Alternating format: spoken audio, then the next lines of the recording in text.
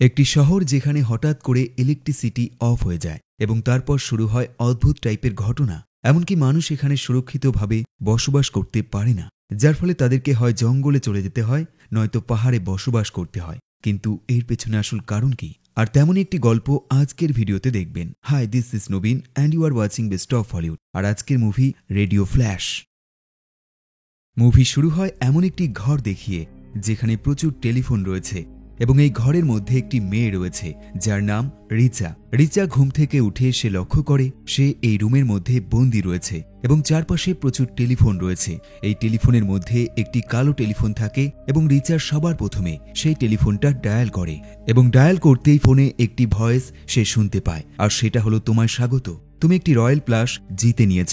রিচা কিছুই বুঝে উঠতে পারে না। সে আরও একটি টেলিফোন চেক করে এবং সেটাতেও ঠিক এমনই আওয়াজ সে শুনতে পায়। এরপর সে প্রত্যেকটা টেলিফোন চেক করতে শুরু করে দেয় এবং প্রত্যেকটাতে সে সেই একই কথা শুনতে পায়, আর সেটা হলো, তোমায় স্বাগত, তুমি একটি রয়্যাল প্লাস জিতে নিয়েছ। কিন্তু এবার একটু ব্যতিক্রম ঘটনা ঘটে যায়। সে টেলিফোন ওঠাতেই হঠাৎ করে টেলিফোন দিয়ে জল বেরোতে শুরু হয়ে যায়। এমনকি জল একটা সময় রিচার গলা পর্যন্ত চলে আসে। সে বুঝতে পারে সে একটি ভালো জায়গায় ফেঁসে গেছে, কিন্তু এখান থেকে সে বেরোবে কিভাবে তার কোনো আইডিয়া তার কাছে নেই। সে লক্ষ্য করে ঘরের একদম ওপরে একটি টয়লেট লাগানো রয়েছে। তার মাথায় আসে হয়তো সেই ফ্ল্যাশ অন করলেই এই জল পুনরায় এখান থেকে চলে যাবে। তাই সে আস্তে আস্তে ওপরে উঠতে শুরু করে, কিন্তু সে কোনো হ্যান্ডেল খুঁজে পায় না যার সাহায্যে ফ্ল্যাশটা অন করবে, এবং আবারও সে নিচে পড়ে যায়। রিচা বেশ নার্ভাস ফিল করে। তার মধ্যে আতঙ্ক ধীরে ধীরে বাড়তে শুরু করে, কারণ এই ঘরের জল ক্রমাগত বেড়ে চলেছে। তার মনে হয় হয়তো সে আর বেঁচে থাকতে পারবে না। কিন্তু তখনই সে একটি কাগজ খুঁজে পায়, আর এই কাগজটা সেই কালো টেলিফোন থেকে খুঁজে পেয়েছিল। এবং এখন সে লক্ষ্য করে এই কাগজে একটি নাম্বার রয়েছে, আর এই নাম্বার অনুযায়ী সে একটি টেলিফোনে সেই নাম্বারগুলো এন্টার করে এবং তার ধারণা সঠিক হয়ে যায়। এন্টার করতেই সেই টেলিফোনের মধ্যে দিয়ে একটি গোল সুড়ঙ্গ বেরিয়ে আসে এবং তার মধ্যে সে একটি হ্যান্ডেল দেখতে পায়, যেটা আসলে সেই টয়লেটের ফ্ল্যাশের হ্যান্ডেল। সে আবারও ওপরে ওঠে এবং সেই হ্যান্ডেল লাগিয়ে ফ্ল্যাশটা অন করে এবং অবশেষে এই জল পুনরায় এখান থেকে চলে যায়। কিন্তু এই সব কিছুই একটি ভিডিও গেমের মধ্যে চলছিল এবং রিচা বর্তমানে একটি গেম সেন্টারে রয়েছে, যেখানে প্রত্যেকটা মানুষ ভিআর অর্থাৎ ভার্চুয়াল রিয়ালিটির সাহায্যে গেম খেলতে ব্যস্ত রয়েছে। রিচার গেম শেষ করে সে বাড়ির পথে যাত্রা শুরু করে দেয়। তার ফ্যামিলি বলতে তার বাবা রয়েছে এবং তার মা সে ছোট থাকতেই একটি বিশেষ রোগের কারণে মরে গেছে। রিচার বাবার নাম হলো ক্রিস এবং সে তার মেয়েকে খুব যত্ন করে বড় করে তুলেছে। সে প্রতিটা জিনিস ভালোভাবে খেয়াল করে এবং এমনই এক সন্ধ্যায় এরা দুজন একটি ছোট্ট পার্টির মতো আয়োজন করে। কিন্তু হঠাৎই পুরো শহর জুড়ে ইলেকট্রিসিটি চলে যায়, এমনকি একই সাথে ইন্টারনেট কানেকশনও চলে যায়। ক্রিসের মতে এই জিনিসটা খুবই শীঘ্রই ঠিক হয়ে যাবে, তাই চিন্তা করার কোনো কারণ নেই। এখন এরকম ঘটনা ঘটার ফলে ক্রিসের বাড়ির বেশ কিছু জিনিস নষ্ট হয়ে গেছে, যেমন তার কম্পিউটারটা, এবং একইভাবে বেশ কিছু লাইট নষ্ট হয়ে গেছে। ক্রিস সবার প্রথমে ঘরে থাকা একটি হেরিকেন জ্বালায় এবং দুজন মিলে ঘরের মধ্যেই ইলেকট্রিসিটি আসার জন্য অপেক্ষা করতে থাকে। একটা সময় অপেক্ষা করতে করতে এরা দুজন ঘুমিয়ে পড়ে। রিচার্ড যখন ঘুম ভাঙে সে দেখে এখানে ইলেকট্রিসিটি এখনো আসেনি, তাই সে হেরিকেন নিয়ে বাড়ির চারপাশটা ঘুরতে শুরু করে দেয়। রিচা ঘুরতে ঘুরতে বাড়ির সেই অংশে চলে যায় যেখানে বহুদিন ধরে মানুষ যাতায়াত করেনি, এবং সেখানে একটি আলমারিতে সে একটি বই খুঁজে পায়। আসলে এই আলমারিতে থাকা প্রত্যেকটা বই তার গ্র্যান্ডফাদারের। সে এই বইটা ওপেন করলে দেখতে পায় তার মধ্যে রেডিও ফ্ল্যাশ সম্বন্ধে কিছু ডিটেলসে লেখা রয়েছে। সে সেটা মন দিয়ে পড়ে এবং এখানে লেখা থাকে রেডিও ফ্ল্যাশ হলো এমন একটা জিনিস যেটা 1950 সালে যখন পারমাণবিক বোমা বিস্ফোরণ হয়েছিল তখন প্রত্যেকটা রেডিও রিসিভারে একটি ক্লিক শব্দ শোনা গিয়েছিল, আর এটাকে রেডিও ফ্ল্যাশ বলা হয়েছে। আসলে রিচা ভালোভাবে জানে তার গ্র্যান্ডফাদার হলো একজন বিজ্ঞানী এবং সে ইলেকট্রোম্যাগনেটিক পালস নিয়ে অনেক গবেষণা করেছে, তাই সে এই রুমে চলে এসেছে সেই ব্যাপারে গবেষণা করার জন্য। তার কাছে একটি সমস্যা হলো তার গ্র্যান্ডফাদার বর্তমানে এখানে নেই। সে রিসার্চ করার জন্য পাহাড়ে একটি ক্যাম্প করে সেখানে বসবাস করছে, তাই সে তার সাথে যোগাযোগ করার জন্য এই রুমের মধ্যে থাকা একটি পুরনো রেডিও ব্যবহার করে এবং ব্যাটারির সাহায্যে সেটা কানেক্ট করে ফেলে। রিচার গ্র্যান্ডফাদারের নাম হলো ফ্র্যাঙ্ক এবং সে বেশ কয়েক বছর পর রিচার গলা শুনে খুব খুশি হয়ে যায়। একইভাবে রিচা তার গ্র্যান্ডফাদারের সাথে কথা বলতে পেরে খুব আনন্দিত হয়ে যায়। সে তাকে প্রশ্ন করে ইতিমধ্যে যে ইলেকট্রিসিটি ফ্ল্যাকচুয়েশন হয়েছে সেটা কি রেডিও ফ্ল্যাশের কারণে হয়েছে। সে তার বই পড়ে এই জিনিসটা জানতে পেরেছে। ফ্র্যাঙ্ক তাকে বলে এটা সে অনেক আগে রিসার্চ করেছিল এবং এটা হওয়ার অর্থ হলো পৃথিবী ধ্বংস হবে, তার সংকেত এটা। সে আরো বলে, এখন তোমাদেরকে ঘর থেকে বেরোনো ঠিক হবে না, কিন্তু কাল সকালে তোমাদেরকে আমার কাছে আসতেই হবে, কারণ এখানে অনেক কাজ রয়েছে।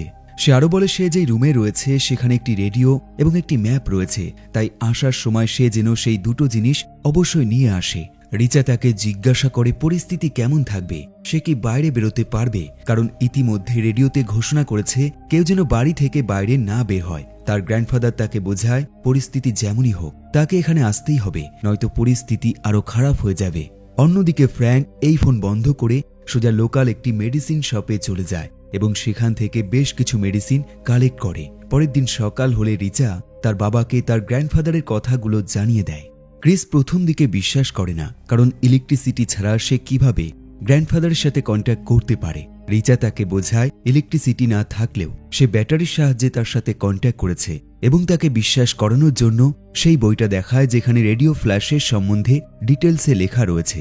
কিন্তু ক্রিস তাকে বোঝায় তার গ্র্যান্ডফাদারের বয়স হয়ে গেছে, তাই সে উল্টো পাল্টা তাকে বলে দিয়েছে এবং সে এতে ভয় পাচ্ছে।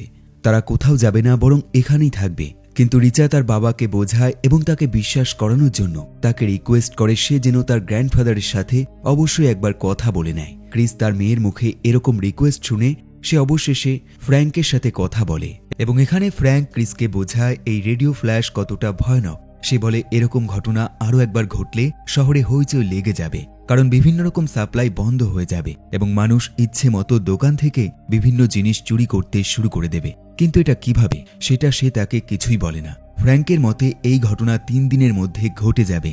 এখন এই সব কিছু শোনার পর ক্রিসের মনে বিভিন্ন রকম চিন্তা বাসা বাঁধে। সে বুঝতে পারে হয়তো ফ্র্যাঙ্ক সত্যি বলছে, অথবা যদি সত্যি নাও হয় তবুও সেখানে গেলে তাদের কোনো ক্ষতি হবে না। তাই সে এবং তার মেয়ে ব্যাগপত্র গোছাতে শুরু করে দেয়। তারা প্রথমেই দরকারি জিনিসগুলো ব্যাগের মধ্যে ঢুকিয়ে নেয় এবং ফ্র্যাঙ্কের দেওয়া সেই ম্যাপের সাহায্যে তারা তাদের যাত্রা শুরু করে দেয়।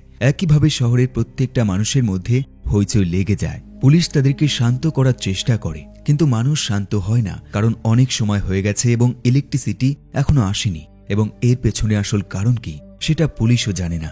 এদিকে রিচা এবং তার বাবা যাত্রা পথে একটি সুপার মার্কেট দেখতে পায় এবং সেখানে তারা গাড়িটা থামিয়ে কিছু দরকারি জিনিস কেনাকাটি করার জন্য নেমে পড়ে এবং এখানে রিচা লক্ষ্য করে তার গ্র্যান্ডফাদারের কথা সত্যি।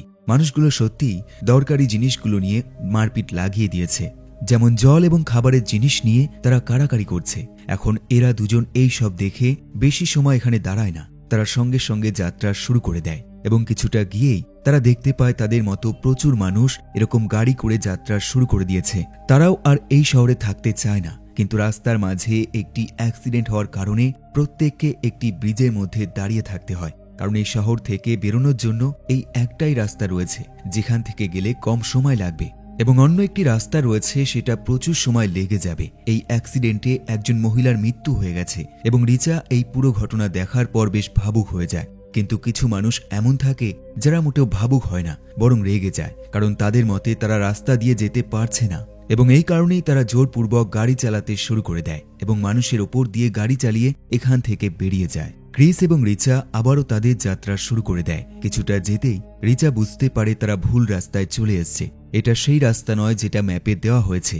আসলে সেই মহিলার মৃত্যু দেখে রিচার মাথা কাজ করা বন্ধ করে দিয়েছে। সে কখনোই এরকম অ্যাক্সিডেন্ট দেখেনি। রিচা আরও একবার ম্যাপটা ভালোভাবে চেক করে এবং এমন অবস্থায় তার বাবা তার ব্যালেন্স হারিয়ে ফেলে এবং গাড়িটা সোজা জঙ্গলের মধ্যে ঢুকে যায় এবং গাছের সাথে অ্যাক্সিডেন্ট হয়ে যায়। সকাল হলেই রিচা লক্ষ্য করে এই অ্যাক্সিডেন্টে তাদের কোনো রকম ক্ষতি হয়নি, শুধুমাত্র গাড়িটা ড্যামেজ হয়েছে। তাই এরপর এরা দুজন হাঁটা পথে যাত্রা শুরু করে দেয়।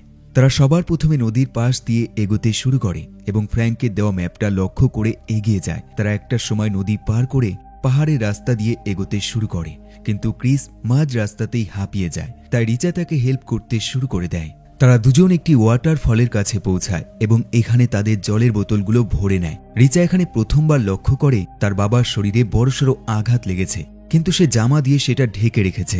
একইভাবে তার একটি হাত কেটে গেছে, তাই সে এই জঙ্গলের কিছু লতাপাতা ব্যবহার করে তার বাবার ট্রিটমেন্ট করে। এরপর তারা দুজন আবারও তাদের যাত্রা শুরু করে দেয়, কিন্তু হঠাৎই ক্রিস আরও একবার দুর্বল হয়ে পড়ে এবং নিচে শুয়ে পড়ে।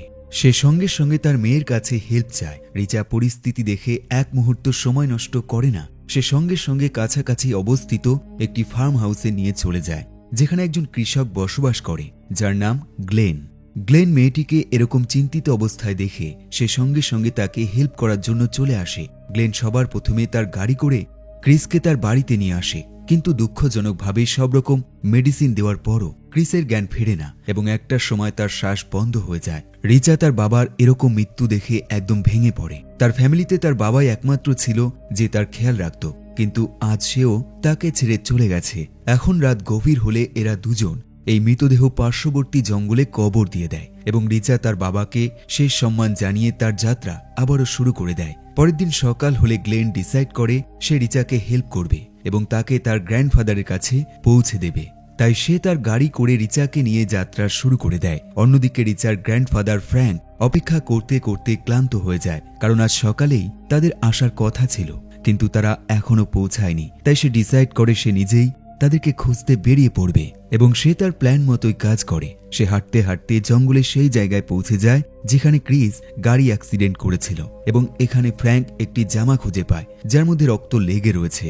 ফ্র্যাঙ্ক সঙ্গে সঙ্গে সেই রাস্তা ফলো করতে করতে এগিয়ে যায় এবং সেই ফার্ম হাউসে পৌঁছায় যেখানে আগে রিচা এবং তার বাবা আশ্রয় নিয়েছিল। ফ্র্যাঙ্ক ভেতরে প্রবেশ করে এবং কেউ আছে কিনা সেটা দেখার চেষ্টা করে।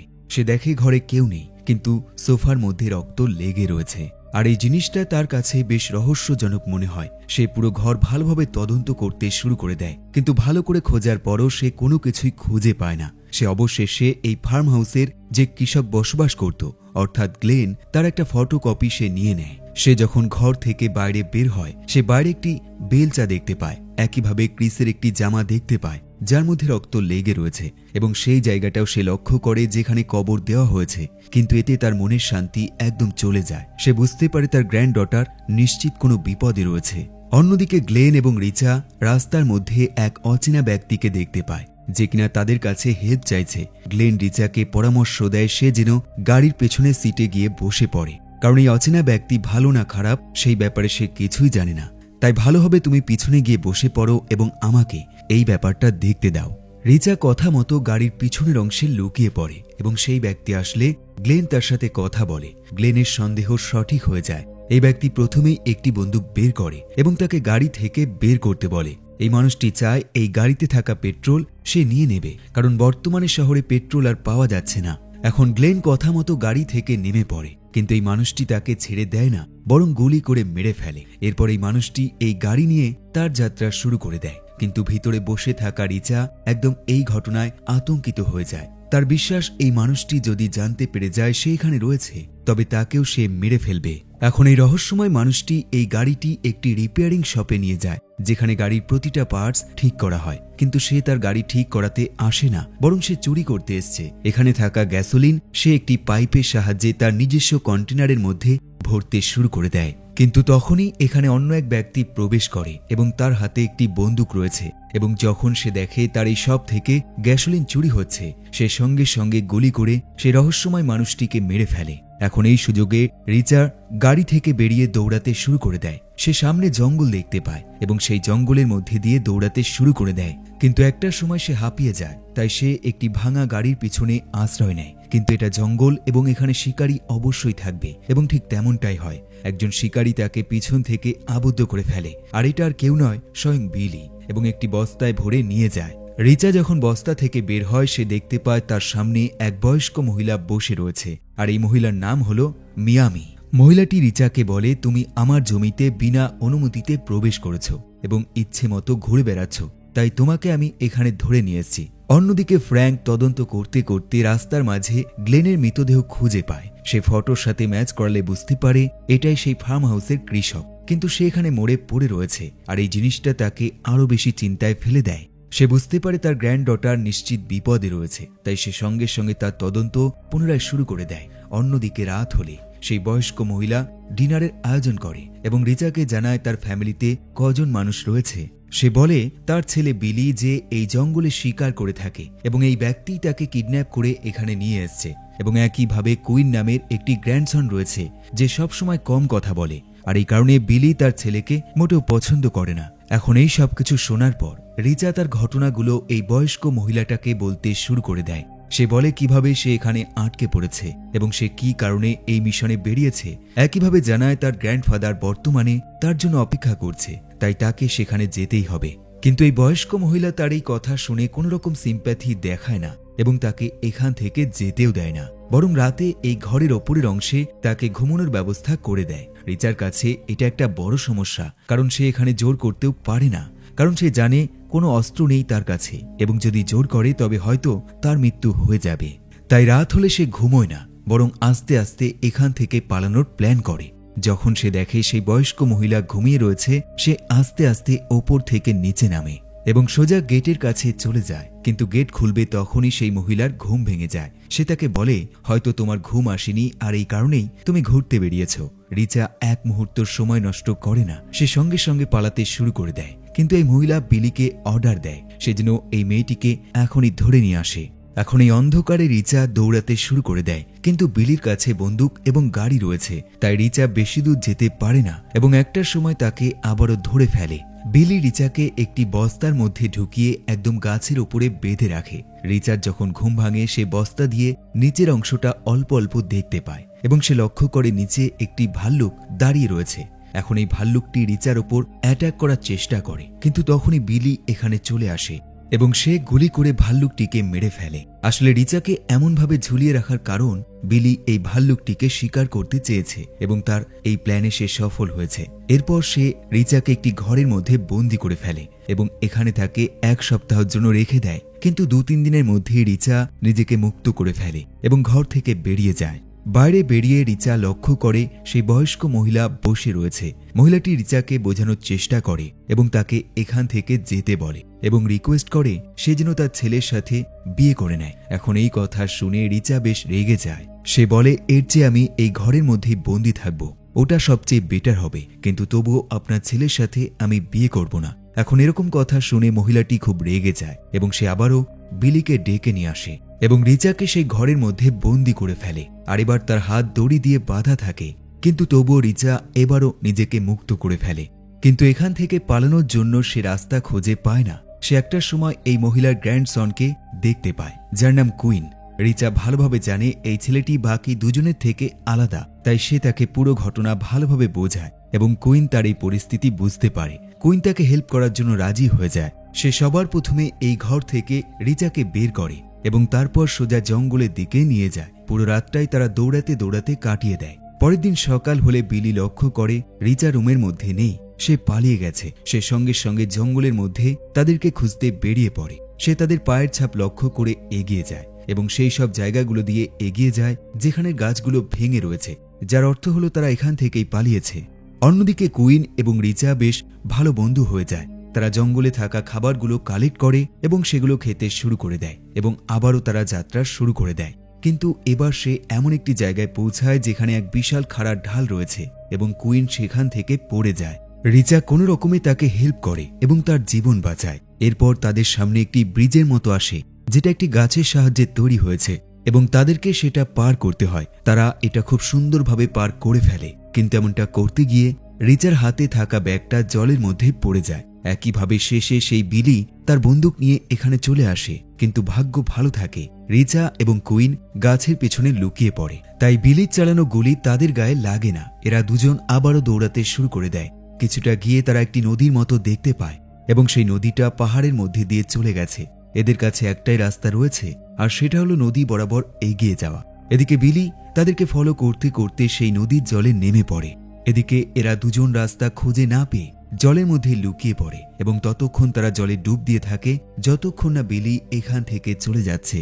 এবং তারপর চলে যেতেই এরা দুজন অপোজিট ডাইরেকশনে দৌড়াতে শুরু করে দেয়। কিন্তু বিলি একজন দক্ষ শিকারী, তার কাছে এত সহজে লুকোনো যায় না। আর এখানেও ঠিক তেমনটাই হয়। সে এদের দুজনকে দেখে ফেলে এবং সে তাদের দিকে বন্দুক নিয়ে এগিয়ে আসে এবং কুইন সুযোগ বুঝে এখান থেকে পালিয়ে বিলির পিছনে চলে যায়। আর এই জিনিসটা বিলি লক্ষ্য করে না, যার ফলে বিলি যখন রিচাকে মেরে ফেলার জন্য তার কাছে এগিয়ে আসে, ঠিক তখনই পিছন থেকে কুইন তার উপর আঘাত করে এবং মাটিতে পড়ে যায়। রিচা বুঝে উঠতে পারে না সে কি করবে, কারণ কুইন তাকে বন্দুক দিয়ে বিলিকে মেরে ফেলার অর্ডার দেয়। এখন বারবার এরকম কথা শুনে রিচা অবশেষে বন্দুক হাতে তুলে নেয় এবং সে কথা মতো কাজ করে ফেলে। সে বন্দুক দিয়ে বিলিকে মেরে ফেলে, কিন্তু রিচা খানিকটা অবাক হয়ে যায়, কারণ সে গুলি চালায়নি, কিন্তু তবুও বিলি মরে গেছে। এবং তখনই সে পিছনে ফিরে দেখে এটা আর কেউ নয়, স্বয়ং তার গ্র্যান্ডফাদার এখানে চলে এসছে এবং সে বিলিকে মার্ডার করেছে। আর এটা কোনো হিরোর চাইতে কম নয়। রিচা বুঝতে পারে তার গ্র্যান্ডফাদার না থাকলে তারা আজ বেঁচে ফিরতে পারত না। রিচার সঙ্গে সঙ্গে তার গ্র্যান্ডফাদারকে জড়িয়ে ধরে এবং তার চোখ দিয়ে জল বেরিয়ে আসে, কারণ এতক্ষণ তার আতঙ্কে পুরো সময়টা কাটছিল এবং তার মধ্যে পরিচিত মানুষকে দেখে সে বেশ স্বস্তির নিঃশ্বাস ফেলে। এরপর বেশ কিছুদিন কেটে যায় এবং আমাদেরকে দেখানো হয় পাহাড়ের মধ্যে একটি ছোট্ট বাড়িতে ফ্র্যাঙ্ক এবং রিচা বসবাস করে। অন্যদিকে শহরের প্রত্যেকটা মানুষ সেই রেডিও ফ্ল্যাশের সাইড এফেক্টের কারণে তারা মৃত্যুর সাথে লড়াই করে যাচ্ছে, কিন্তু শুধুমাত্র পাহাড় এবং জঙ্গলেই সবকিছু ঠিক আগের মতনই রয়েছে এবং এরা দুজন এই জঙ্গলের খাবার ব্যবহার করে তাদের জীবন কাটাতে শুরু করে দিয়েছে। আর এই মুভিটা এখানেই শেষ হয়ে যায়। কমেন্ট করে অবশ্যই জানাতে পারেন আপনার মতামত। আবার দেখা হবে নতুন একটি ভিডিওর সাথে, নতুন একটি গল্পের সাথে। দেখতে থাকুন বেস্ট অফ হলিউড।